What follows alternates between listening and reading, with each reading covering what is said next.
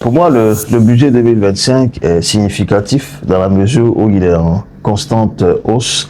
C'est une hausse de 11,8% par rapport à celui de l'année dernière. Il s'établit à 15 339 milliards de francs CFA. Il est une référence par rapport à ceux des pays de la sous-région et il positionne la Côte d'Ivoire comme étant le fer de lance de l'espace UEMOA.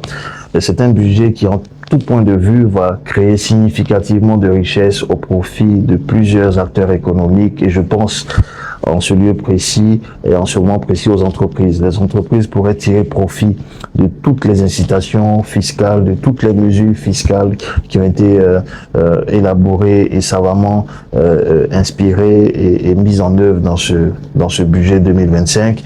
Les entreprises vont pouvoir bénéficier de financement à des coûts réduits, vont avoir des coûts de production réduits et tout ceci grâce au dispositif de mise en place d'un fonds d'investissement pour accompagner les startups d'une part, mais aussi à la sûreté que l'État pourrait accorder aux banques publiques et à certaines institutions financières pour leur permettre d'accorder des crédits en toute sérénité.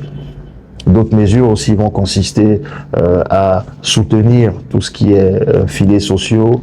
Donc, on aura beaucoup plus de mesures visant à accompagner les couches sociales vulnérables. Et cela va créer donc un trait d'union entre les politiques budgétaires mises en œuvre par le gouvernement et les aspirations de nos populations.